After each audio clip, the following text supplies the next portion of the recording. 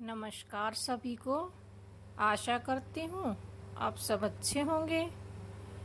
आज जानेंगे कि क्या हम पूजा में कोई गलती तो नहीं कर रहे। तो वीडियो में बने रहें और जानें कि हम क्या गलती करते हैं। हम सभी पूजा करते हैं, लेकिन हमारे मन में हमेशा एक शक रहता है कि भगवान हमारी प्रार्थना स्वीकार करेंगे या नहीं। भगवान का नाम कितना महत्व है आप सोच नहीं सकते। उसे छोड़कर किसी और के आगे हाथ मत फैलाओ। हम बार बार समझाते हैं कि तुम 7 किलो वजन उठाकर 7 घंटे खड़े रहो, जो चाहते हैं वह देंगे कि नहीं। ध्यान से सुनने योग्य बात है ये। तो वीडियो को बड़े ध्यान से देखना और ध्यान से सुनना। जब भगवान ने 7 दिन और 7 रातें अपनी कनिक्स की उंगली पर गिरिराज पर्वत उठाया, क्योंकि इंद्र ने क्रोध करके 7 दिन रात एक घनघोर वर्षा ब्रिज के अंदर की, तो जब काले काले बादल आकाश में घिरे तो सब ब्रजवासी बोले कि हे कन्हैया, अब नहीं बचने वाले। लाला क्या करे? बोले देखो ये कारे कारे बादल घिर के आए हैं। ऐसा लग रहा है जैसे इंद्र पूरे ब्रिज को ही बहा देंगे। भगवान श्री कृष्ण ने कहा, मैं बहुत अच्छी बात कही कि जाओ, देवता की तुम पूजा करते हो, जिस भी देवता की तुम पूजा करते हो वहाँ जाओ और विश्वास भी करो। अगर ये नहीं कर सकते तो आप पूजा मत करो। तुम्हारा अंधविश्वास ही तुमको दुख दे रहा है। बड़े बुद्धिजीव लोग इस बात को ध्यान से सुने। हम राम की पूजा करते हैं, हम शिव की पूजा करते हैं, हम शंकर की पूजा करते हैं, हम हनुमान की भी पूजा करते हैं, लेकिन एक शंका मन में बनी ही रहती है कि हमारी बात मानेंगे कि नहीं, सुनेंगे कि नहीं, हम जो चाहते हैं वो हमें मिलेगा या नहीं। इसी संदेह में हमें यह प्राप्त नहीं हो सकता जो हम प्राप्त करना चाहते हैं। अगर हम यह चाहते हैं कि भगवान हमारी प्रार्थना स्वीकार करे, तो उसके लिए परम आवश्यक है कि हम भगवान पर वैसे ही विश्वास करें जैसे एक अबोध बालक अपनी माँ पर विश्वास करता है। जब तुम भगवान पर विश्वास करोगे, इस संसार में कोई भी असंभव वस्तु नहीं जो भगवान तुमको दे ना सके।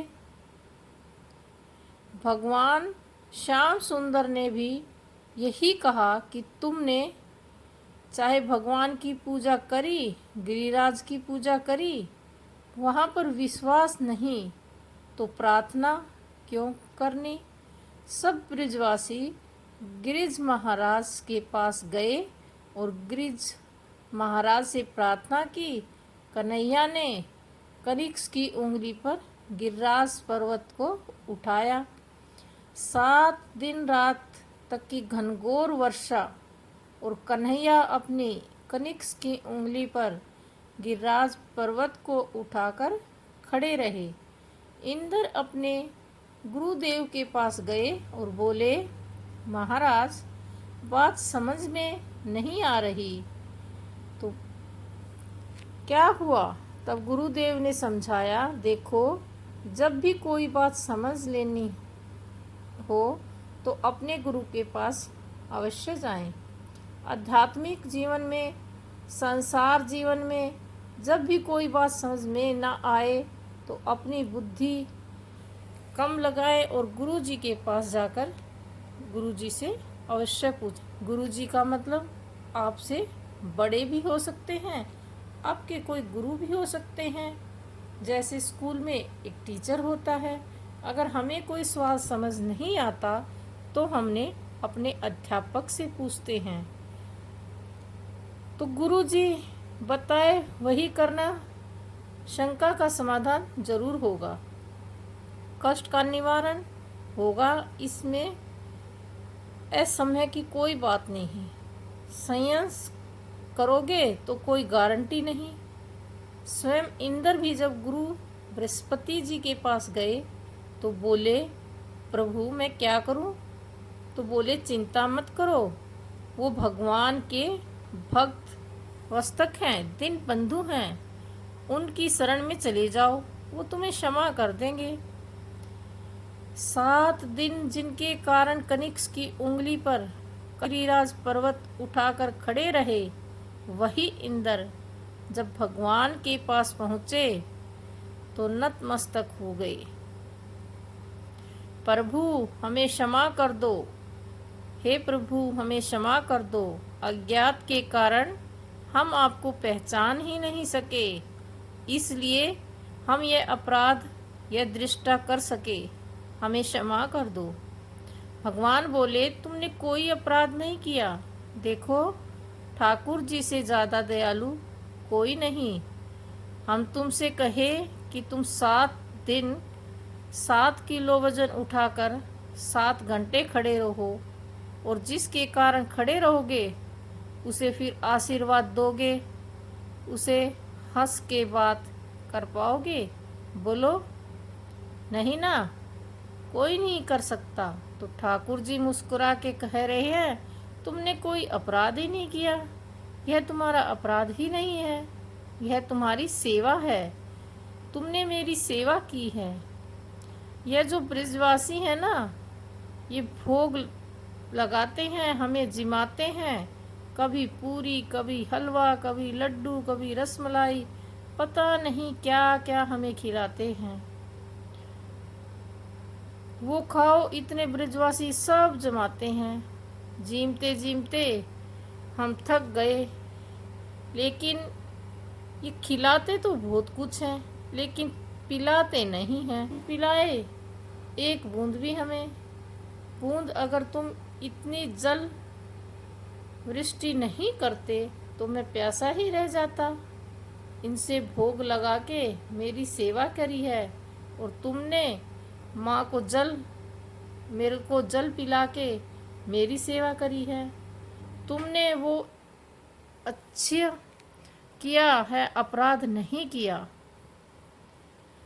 अब बताओ, ऐसे दयालु कन्हैया कहीं मिलेंगे? सूरभ गाय भी पधारी। सूरभ गाय ने भी भगवान की स्तुति की।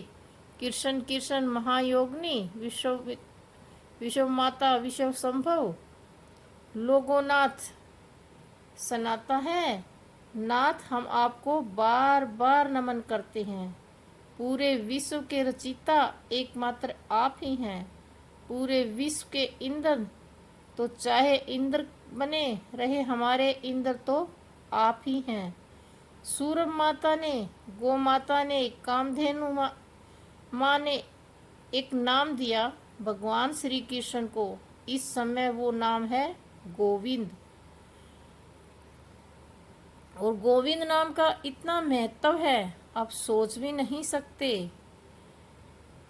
100 कल्प प्रयागराज में, मतलब 100 बार कल्पवास करने का जो फल मिलता है, वो फल जो सिर्फ गोविंद नाम का उच्चारण करने से ही मिल जाता है।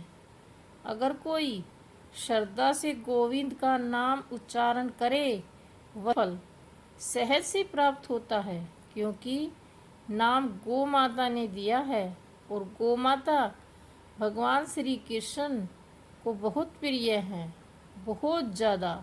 आप बताओ भी, बार बार अपने मुख से गोविंद नाम उच्चारण करना चाहिए बार बार श्री कृष्ण गोविंद हरे मुरारी, हे नाथ नारायण वासुदेवाय। कृष्ण हरे मुरारी, हे नाथ नारायण वासुदेवाय। बार बार गोविंद का उच्चारण इसलिए लोग करते हैं, बार बार गो की सेवा करो, हम सब के लिए आवश्यक है। श्री कृष्ण और कृष्ण की आराध्या गो माता और सनातनी परंपरा बड़ी सुंदर है। पहली रोटी गाय को और आखिरी रोटी स्वान को। तो भगवान ने इंद्रदेव के अभिमान को नष्ट किया, गिरिराज पर्वत उठाकर। तो यहाँ दो चीज़ें हमें सीखने को मिली। पहला, कोई भी सत्य कर्म करो उसे भूल जाओ। दूसरा, जिस देवता पर आप विश्वास करते हो, जिसकी पूजा करते हो, जिसे मानते हो, जिसका मंत्र जप करते हो, उस देवता पर विश्वास करो, पूरा विश्वास करो। उसे छोड़कर किसी और के आगे हाथ मत फैलाओ। जो भी कुछ मांगना है उसी से मांगो। सच मानिए, वो वही देंगे जो तुम्हारे भाग्य में नहीं तो कहीं भी भटकते रहो। भूत प्रेत पिचास की पूजा करो, जादू टोना, एक नींबू में 4 नहीं 8 कीले ठोक दो, मजा ले, कुछ भी मिल जाए, कुछ नहीं मिलना।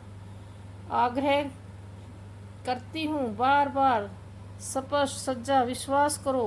भगवान पर विश्वास करोगे तो आपको वो सब चीज़ें मिलेंगी जो आपके भाग्य में हैं, और जो नहीं है वो भी भगवान आपको अवश्य देंगे।